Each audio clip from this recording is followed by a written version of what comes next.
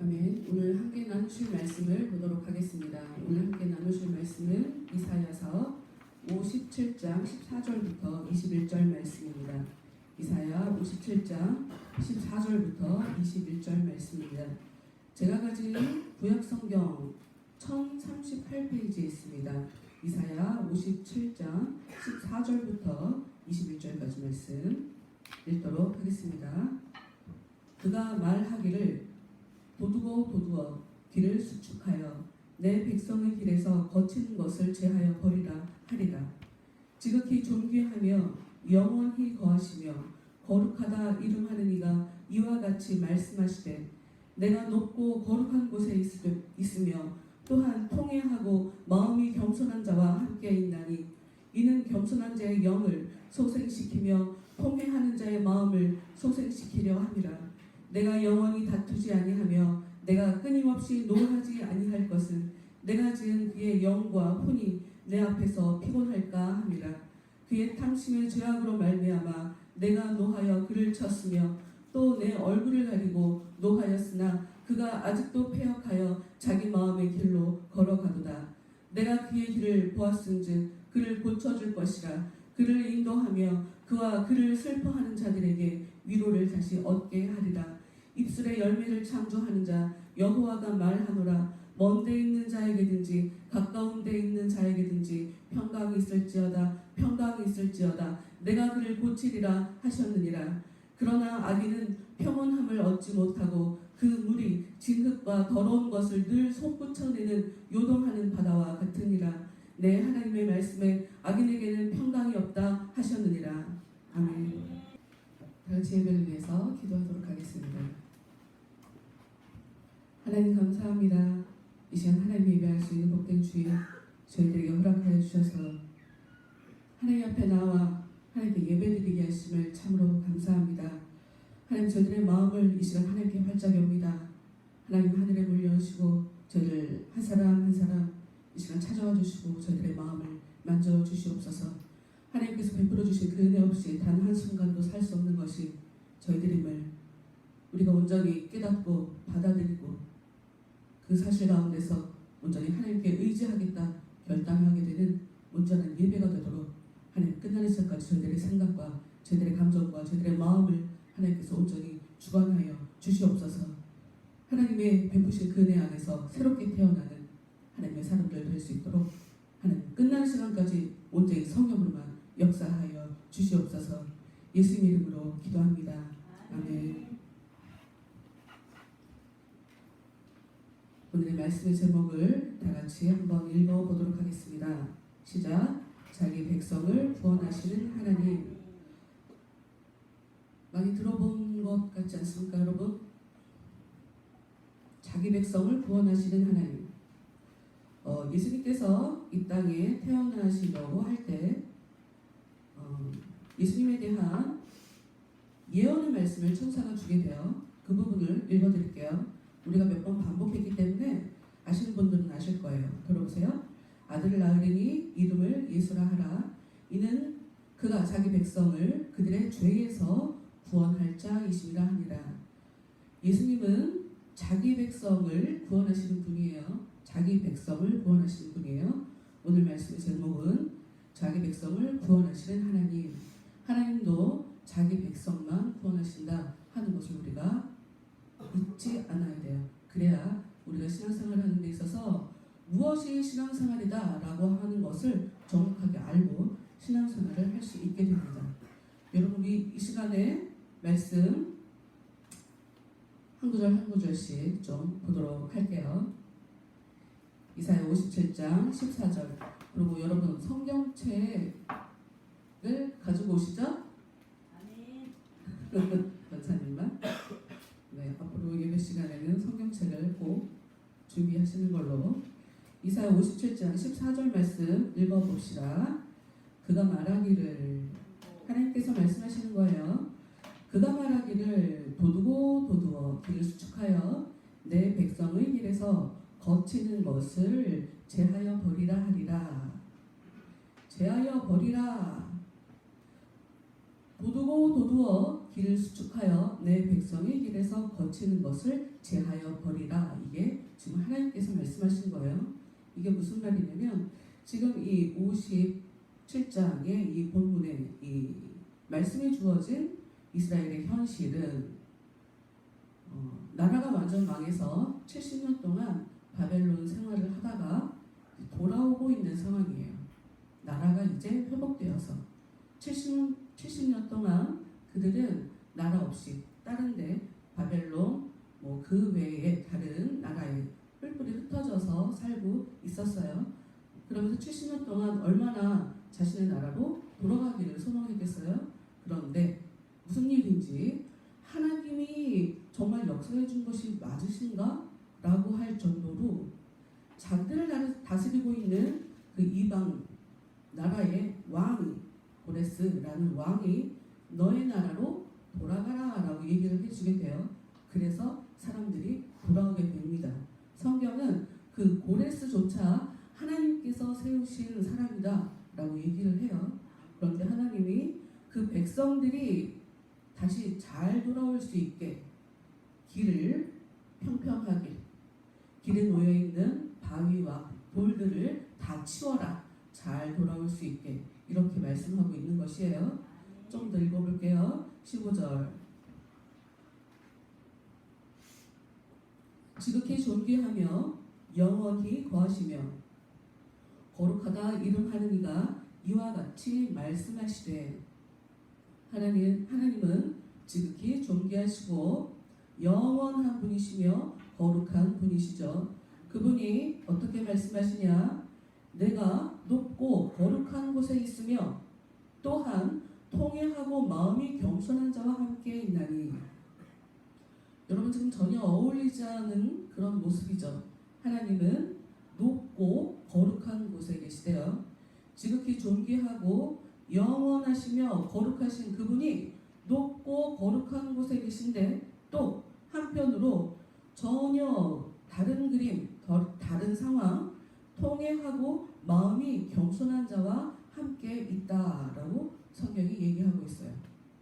그런데 그 하나님께서 그 높으신 그 거룩하신 분이 왜 통회하고 마음이 겸손한 자와 함께 있냐면 이유가 있어요.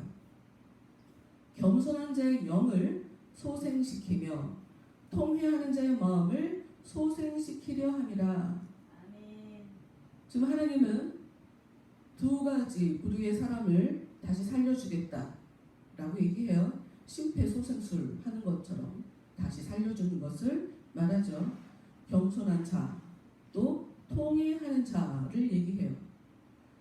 힘들고 어려운 사람들, 겸손한 사람들, 그들에게 하나님께서 그들을 살려주시기 위해서 그들과 함께 계신다라고 성경이 얘기해요.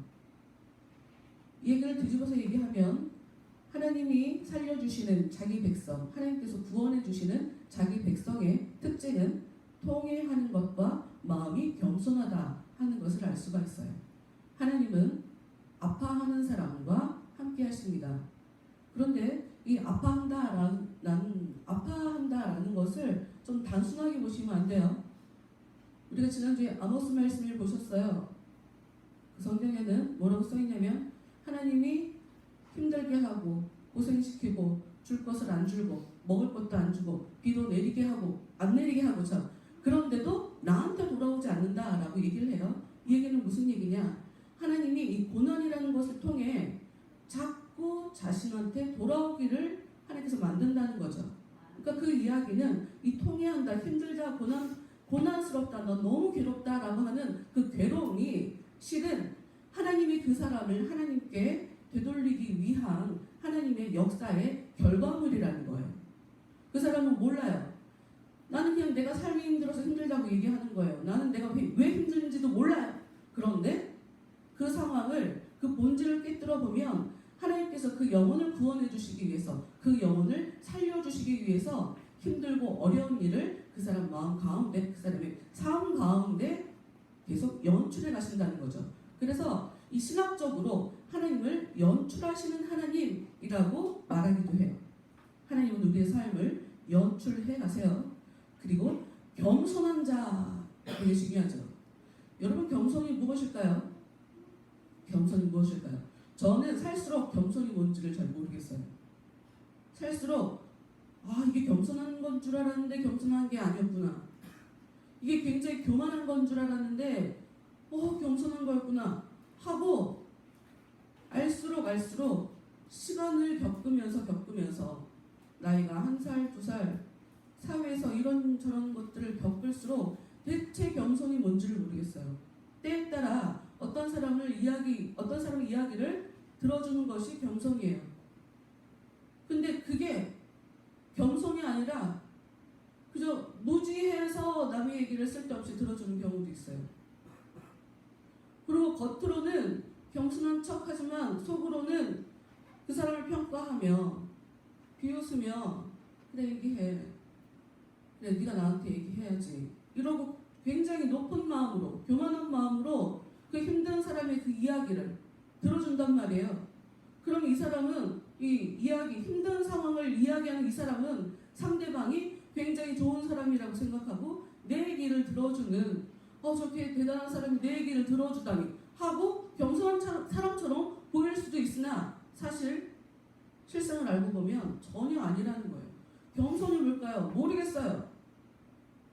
그저 겸손하게 해달라고 그냥 기도하는 게 우리에게 있어서 최선이 아닌가 싶은 생각이 들어요. 매 순간순간 무엇이 겸손한지를 우리는 알기가 어렵더라고요. 내가 겸손하다라고 생각하는 그 순간에 굉장히 교만하고요.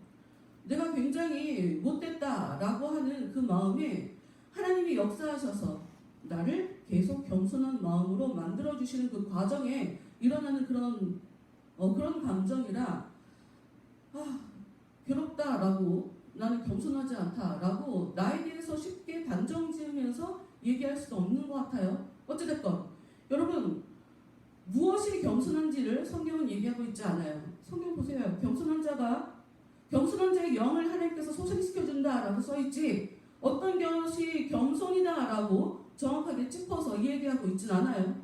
또 통회하는 자의 마음을 소생시키려고 그들과 함께 한다라고 써있지 어떤 사람이 통회하는 마음이다 라고 써놓고 있지 않아요. 저는 그 시간 굉장히 울면서 살았어요. 지금도 자주 울잖아요. 습관적으로 우는 건가? 우울증이 있는 건가? 꼭 우는 것이 나한테 최선인가? 나는 왜 이렇게 항상 밝게 살 수는 없는 건가? 근데 가끔 가다가 좀 이상한 여자처럼 보일 정도로 깔깔깔깔대고 웃고 뭐 이러기도 하고 제가 잘 모르겠어요 저를. 그런데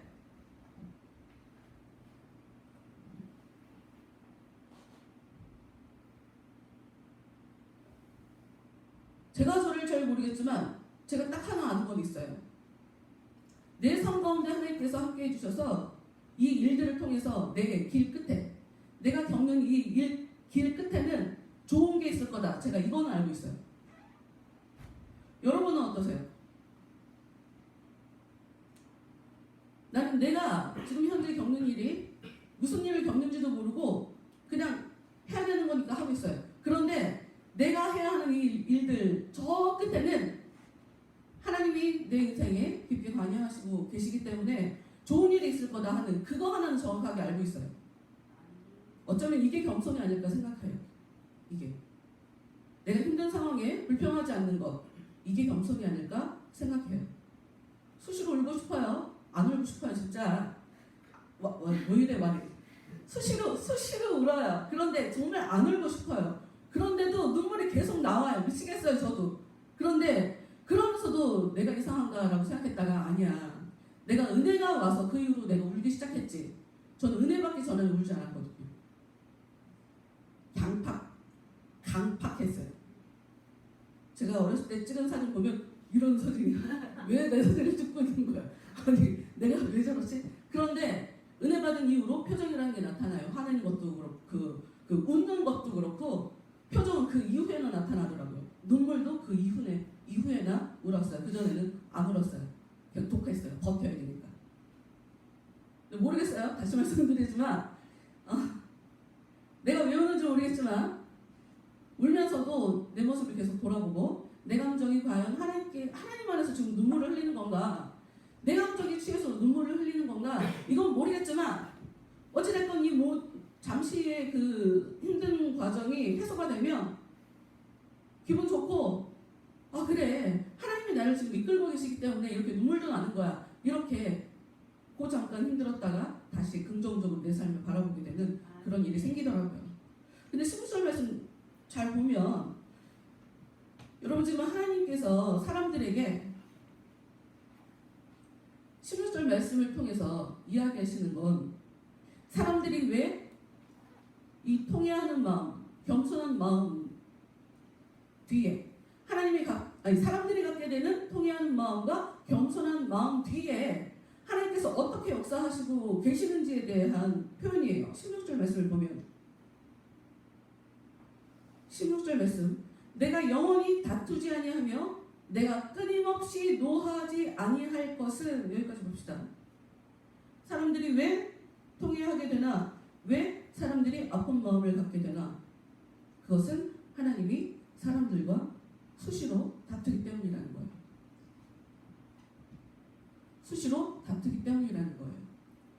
우리가 그 노아 구원의 방주 창세기 6장에 나온 그 상황에도 내가 사람들과 더 이상 함께하지 않겠다라는 그 말씀의 원문의 진짜 뜻은, 히브리 말의 그 뜻은 더 이상 그들과 다투지 않겠다라는 뜻이에요. 그러니까 함께 있으면 다툰다는 거죠. 제가 요즘 생각을 좀 바꾼 게 있어요. 저 진짜 싸우는 걸 싫어하거든요. 좋기도 하지만 긍정적인 측면만 있는 게 아니라는 걸 갈수록 더 알게 돼요. 전 싸우지 않는 게 좋은 건 줄 알았어요. 그런데 싸우는 게 맞더라고요. 애정이 없으면 싸울 수 없더라고요. 이 식당 할 때 보면, 이제 식당에 제가 카운터도 보고 이랬었는데 손님들이 음식 맛이 이상하다고 얘기하시고 가시는 분들이 있어요. 근데 이상하게 그런 분들은 또 오세요. 아니 이상해. 뭐 같다고 이러신 분들은 또 와요. 뭐지? 안 오실 만한데 왜 오시는 거지? 라고 생각했어요. 근데 제가 저를 돌아보니까 저는 식당 가서 맛이 없잖아요? 아무 말 안 해요. 왜? 다시 안 오면 되니까. 그럼 뭐가 좋은 거예요? 잔소리 하는 게 좋은 거란 말이에요. 애정이 있으면 잔소리해요. 말을 안 한다는 건, 여러분 그 아이들을 양육하는 데 있어서 학대가, 방임이 학대라는 거 아실 거예요. 때리는 것도 학대지만 방임, 관계하지 않는 거, 아무 말 않는 거, 걔가 어떻게 살든 신경 쓰지 않는 거, 그 방임도 학대의 종류예요. 우리가 삶 속에서 어려움 없이 살아간다, 그 이상한 거라고 여러분 생각하셔야 돼요. 기본적으로 사람은 누가 건드려주지 않으면 움직이지 않아요. 그래서 끊임없이, 그러니까 저의 문제는 저희 엄마가 저한테 하신 그 잔소리를 나쁘게만 생각했다는 거죠. 그래서 저는 잔소리가 나쁜 거다라고 생각하면서 아이들한테 사실 잔소리 많이 안 하고, 그러나 이제 입 다물고 저의 진심은 다 이야기해서 아이들은 엄마가 말은 안 했을 뿐 말하지 않음으로 다 말했다고 얘기를 하는데, 어쨌든 저는 잔소리가 나쁜 거라고 생각해서 이야기를 안 했었는데, 지금 과거로 돌아가는 건 말이 안 되지만, 타임머신이 없으니 그 말도 안 되지만 다시 돌아간다 그러면 전 잔소리 할 거예요. 그게 좋은 거더라고요. 어쨌든 지금 성경, 하나님은 사람들과 다투지 아니하였대요. 나는 영원히 다투지 아니할 거야. 나는 끊임없이 화내지 않을 거야. 라는 이야기는 하나님이 이제까지 그 사람들과 다투었기 때문에, 하나님이 그 사람들에게 화를 냈기 때문에 그 사람들이 나라를 망하고 70년 동안 외국에 끌려가서 살다가 이제 돌아오게 되었다는 그런 얘기인 거예요. 근데 왜 하나님이 영원히 다투지 않고 끊임없이 노하지 않게 되냐? 이유는 내가 지은 그의 영과 혼이 내 앞에서 피곤할까 함이라. 하나님은 그다음 사람들이 하나님 앞에 돌아오기를 원하시는 것뿐이에요. 겸손한 마음을 갖기 원하는 것뿐이지 고생시키는데 목적이 있는 건 아니에요. 근데 겸손한 마음을 가지려면 환경이 겸손해져야 돼요. 쉽게 말해 부자는 잘난 척할 수밖에 없고요. 머리 좋은 사람도 잘난 척할 수밖에 없어요. 힘을 가진 사람은 교만해질 수밖에 없어요. 그러면 하나님께서 사람을 겸손하게 만드는 방법은 아무것도 못하게 가진 모든 힘을 뺏는 거죠. 근데 이마저도 그 사람의 영혼을 자신에게 돌아오게 하기 위해 겸손하게 만들어주기 위해 하나님께서 버리시는 일인데 자칫 내가 너무 그를 몰아붙이면 그의 영과 혼이 내 앞에서 피곤하게 될까봐 내가 계속 화를 내면 그 사람이 목숨이 약해질까봐 그래서 그 사람이 혹시 죽게 될까봐 이런 뜻이 있는 거죠. 17절 그의 탐심의 죄악으로 말미암아 내가 노하여 그를 쳤으며 사람들이 왜 하나님께서 화를 내시고 그를 혼내셨냐? 사람들에게 있어서 그 죄의 그 이면에 자리하고 있는 것은 탐심이라는 거예요. 우리가 탐심이 없다고 쉽게 이야기할 수 있어요. 여러분 사람에 대해서 욕심내는 것도 탐심이고요. 저 같은 경우에 제가 욕심이 정말 많다라는 걸 한 3주 전부터 계속 느끼고 있거든요. 그래서 저를 굉장히 못살게 보는 스타일이다 하는 걸 제가 알고 있어요. 능력도 안 되면서 나는 왜 그 능력이 없는 걸까? 어떻게 해야 내가 그 능력을 가질 수 있는 걸까? 하고 필요 이상으로 스트레스 받는다면 그것이 바로 탐심인 거예요. 그게 욕심인 거예요. 내 손에 아직 안 가졌는데 지금 내 거가 아닌데 나는 그걸 가질 만한 자격이 없는데 그걸 갖지 못해서 답답해하는 거 그걸 갖지 못해서 괴로워하는 거 사실 그게 탐심인 거죠.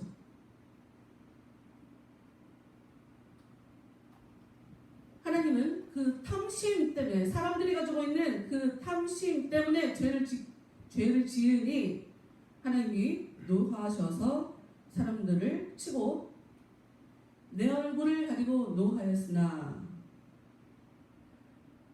기도를 해도 도와달라고 해도 도와주지 않고 나타나지 않는다 이런 의미죠. 그런데 하나님이 보시니까 그가 아직도 패역하여 자기 마음의 길로 걸어가도다. 사람들이 아무리 하나님께서 구석으로 몰아붙이고 또 몰아붙이고 또 몰아붙여도 하나님이 보시면 그래도 여전히 자기가 하고 싶은 대로 하고 살더라는 거예요. 하나님 보시니까. 근데 18절 이 사람이 완벽해서가 아니에요. 이 사람이 하나님께서 원하시는 대로 통해하는 마음을 가지고 겸손한 마음을 갖게 돼서 더 이상 이 사람과 영원히 다투고 영원히 화내고 이제 더 이상 싸우지 않고 더 이상 화내지 않겠다라고 하나님께서 작정하신 게 아니라 아직도 얘는 모자라. 내가 볼 때 아직도 마음이 그닥 겸손하지는 않아. 그럼에도 불구하고 더 하면 얘가 죽을까봐 얘가 피곤해 할까봐 내가 이젠 방법을 바꿔서 18절 내가 그 얘기를 보았은즉 그를 고쳐줄 것이라. 여러분 우리가 교회 다니는 사람들을 보면 두 가지 생각을 하는 것 같아요. 신앙생활을 열심히 하는데도 소위 말해서 복이라는 것을 경험하지 못하는 분들이 있어요. 굉장히 마음이 힘들어지죠. 하나님 복 주신다고 했는데 왜 좋은 일이 일어나지 않을까? 그래, 하나님은 분명히 우리와 함께하는 것을 복이라고 얘기했으니까 내 영혼이 아름다워지는 것을 복이라고 했으니까 환경이 잘 되는 것은 성경에서 말하는 진짜 복이 아닌가 보다. 그러니 교회 안에서 자꾸 복 얘기하면 그건 기복신앙이니까 그건 복음도 아니에요 하고 얘기하는 그런 한 가지 흐름이 있어요. 또 한 군데는 겉으로 드러내지 않지만 저 사람 잘 되잖아. 하나님이 복 주신 거야 라고 하는 전혀 반대되는 두 가지 생각을 다 가지고 살아요. 여러분 이걸 어떻게 조화를 이룰까요? 어떻게 조화를 이룰까요? 근데 우리가 정확하게 아셔야 될 게 있어요. 여러분 우리의 삶은 우리의 영혼 상태와 항상 같은 맥을 같이 하고 있지는 않아요.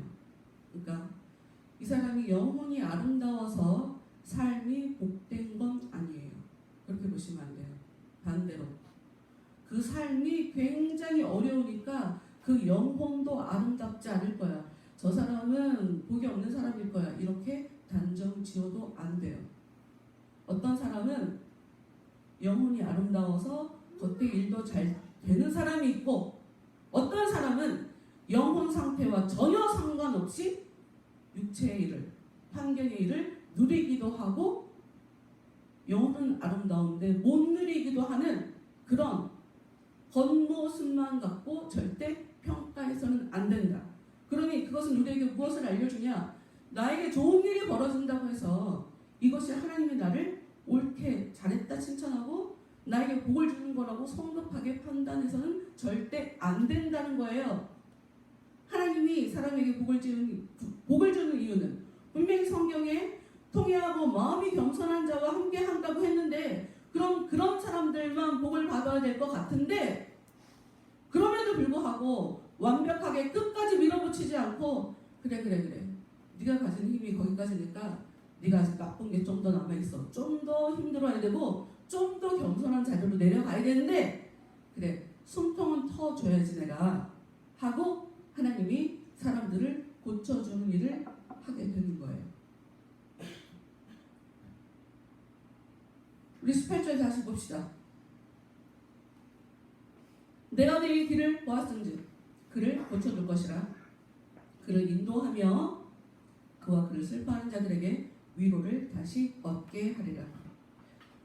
그러니 이 말씀이 우리한테 주는 진정한 의미는, 우리가 슬플 때 위로받는 일이 일어난다고 해서, 우리가 슬플 때 하나님께 기도해서 그 일이 정리된다고 해서 이것이 전부다라고 생각하면 안 되고, 나는 끝까지 하나님 앞에 달려가야 할 나의 길이 있다라는 것을 우리가 잊지 않아야 하죠.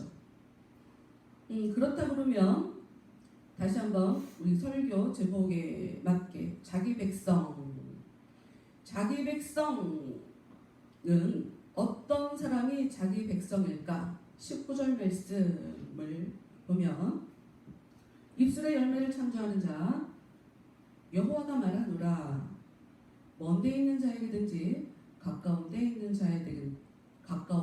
있는 자에게든지 평강이 있을지어다 내가 그를 고치리라 하셨느니라.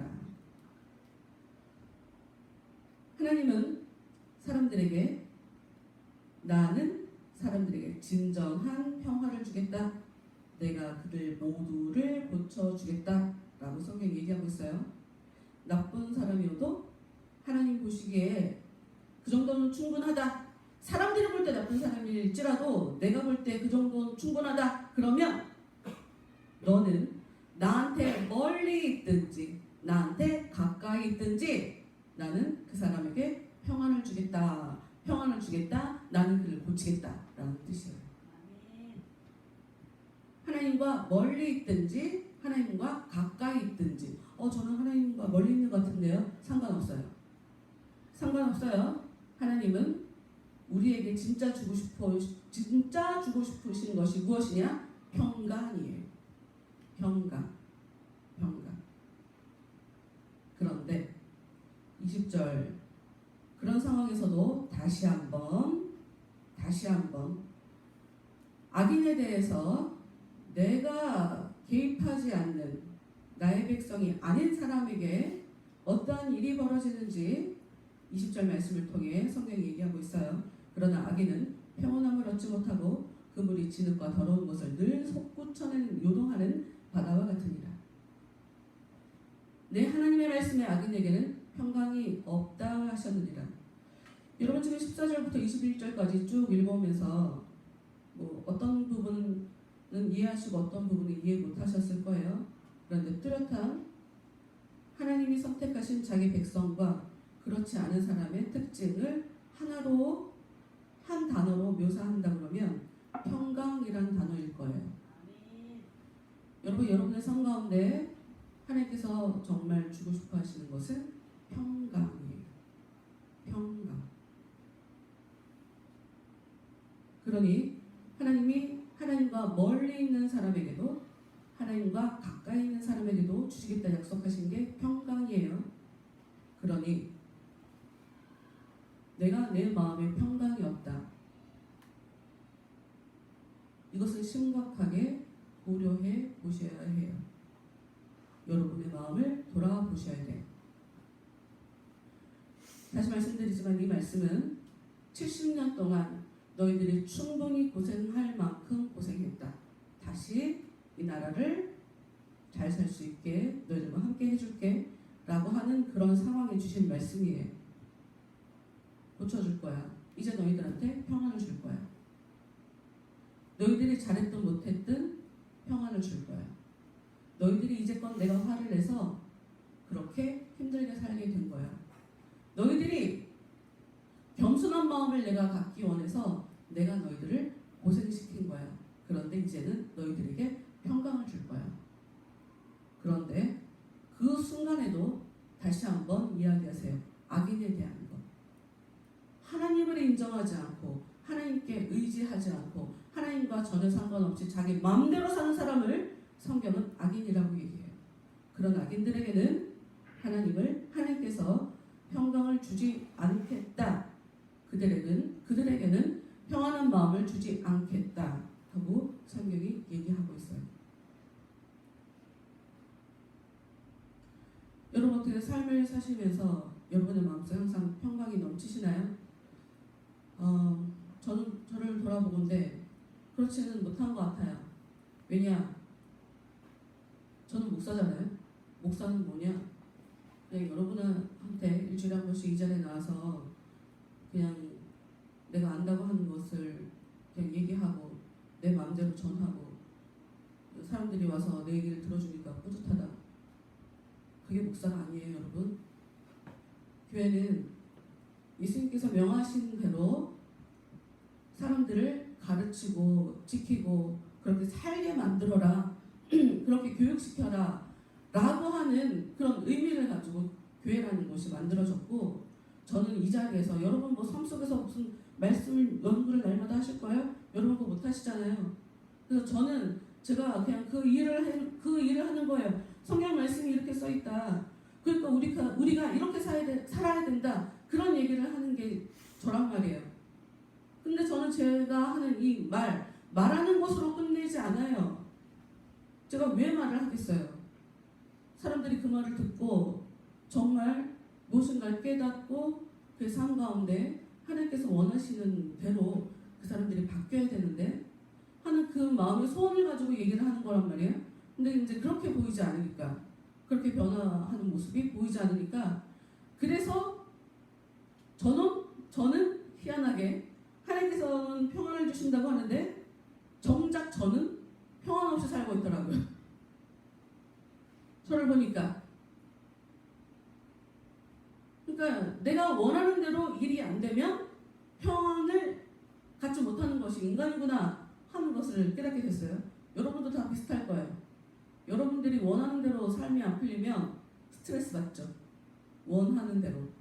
그런데 그 원하는 대로라고 하는 그 마음의 원함, 그 소원, 여러분 신앙생활 잘하기 원하신다면 여러분 마음속에 있는 그 소원, 그것을 날마다 다시 확인해보고 다시 확인해보세요. 그것이 하나님 보시기에 옳은 거면 그 소원은 언젠간 이루어질 거예요. 그런데 하나님과 상관없는 소원이라면 하나님은 절대로 여러분을 평안하지 못하게 계속 힘든 상황 가운데 그냥 놔두실 거예요. 왜? 하나님은 자기를 안 보여주신다고 오늘 말씀에도 기록하고 있어요.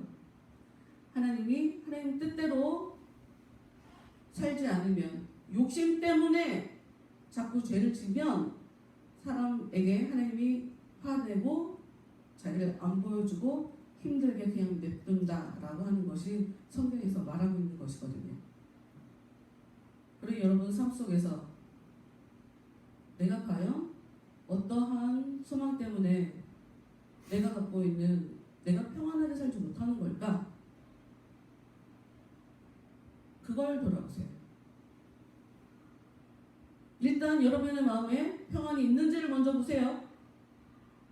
그리고 평안하지 못하다면 그러면 내가 왜 평안하게 살지 못하는 걸까? 그거를 보시라고요. 그리고 끊임없이 자신에게 정직하게 물어보세요. 내가 왜 평안하지 못할까? 난 이거를 원하는 걸까? 내가 정말 원하는 게 뭘까? 여러분 그걸 하셔야 돼요. 여러분에 대해서 알지 못하면 신앙생활 잘 못하시고요. 여러분이 어떤 사람인지 알지 못하면 평안하게 살지 못해요. 가족들과도 오해하면서 살게 돼요. 끝으로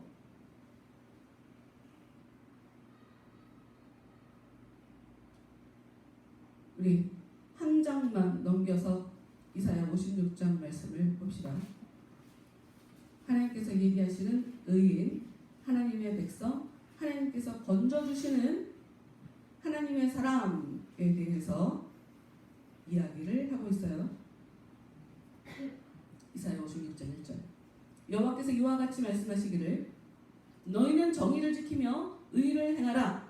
이는 나의 구원이 가까이 왔고 나의 공의가 나타날 것이니라 하셨도다. 안식일을 지켜 더럽히지 아니하며 그의 손을 금하여 모든 악을 행하지 아니하여야 하나니 이와 같이 하는 사람 이와 같이 굳게 잡는 사람은 복이 있느니라.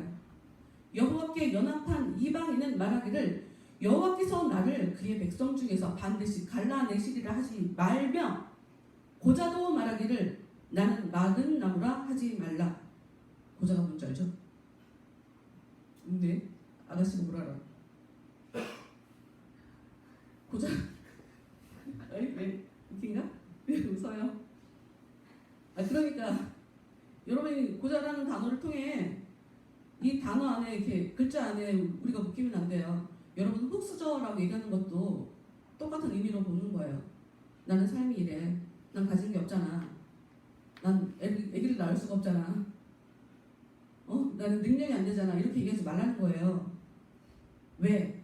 4절 여호와께서 이와 같이 말씀하시기를 나의 안식일을 지키며 내가 기뻐하는 일을 선택하며 나의 언약을 굳게 잡는 고자들에게는 내가 내 집에서 내 성 안에서 아들이나 딸보다 나은 기념물과 이름을 그들에게 주며 영원한 이름을 주어 끊어지지 아니하게 할 것이며 또 여호와와 연합하여 그를 섬기며 여호와의 이름을 사랑하며 그의 종이 되며 안식일을 지켜 더럽히지 아니하며 나의 언약을 굳게 지키는 이방인마다 내가 곧 그들을 나의 성산으로 인도하여 기도하는 내 집에서 그들을 기쁘게 할 것이며 그들의 번제와 희생을 나의 제단에서 기꺼이 받게 되리니 이는 내 집은 만민이 기도하는 집이라 일컬음이 될 것이니라.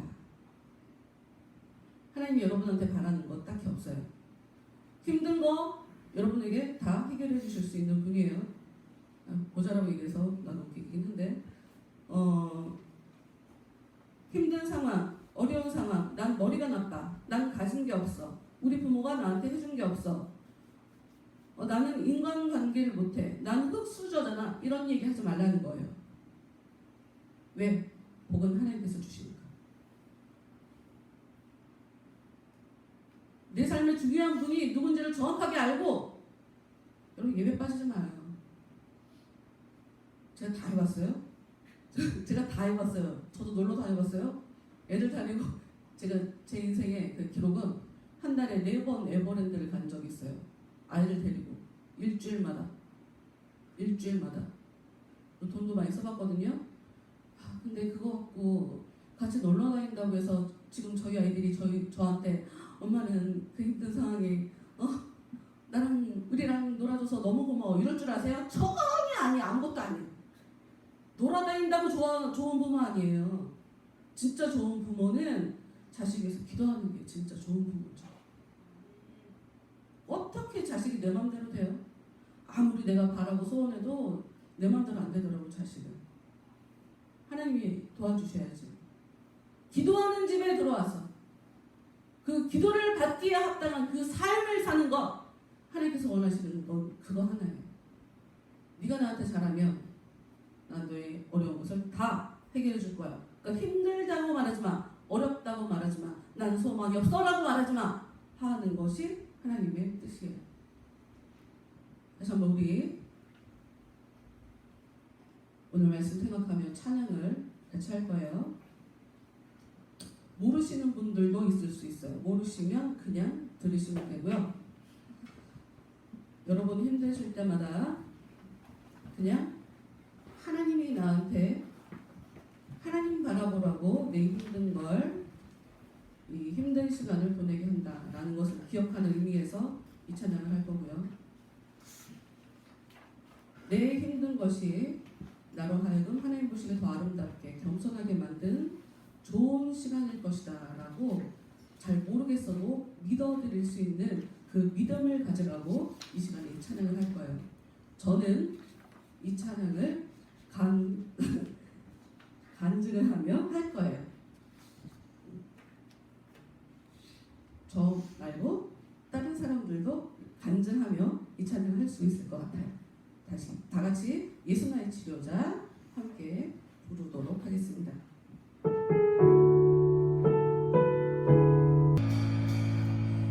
여러분, 하나님은 우리가 하나님 앞에 돌아오기 하기 위해서 우리를 힘들게 하고 아프게 해요. 어떻게 이해하셔야 하냐면 뼈가 한번 부러지잖아요. 이렇게 다시 붙으면 뼈가 안 부러졌을 때 상태보다 훨씬 더 단단해진대요. 아멘. 하나님께서 원하시는 건강함은 그런 거예요. 여러분을 아프게 하고, 그러나 하나님께 다시 돌아왔을 때 여러분을 치료하시고 아름답게 만들어서 강한 사람으로 만들어 주시는 것. 그래서 평안을 누릴 수 있는 그런 사람으로 만들어 주시는 것. 한 주간도 주님께 평안을 달라고, 제 문제를 하나님 불쌍히 돌아봐 주시라고, 하나님께서 기뻐하시는 그 겸손을 가질 수 있는 그런 사람이 되게 달라고 열심히 기도하시면서 사시는 여러분 모두가 되시기를 바라요.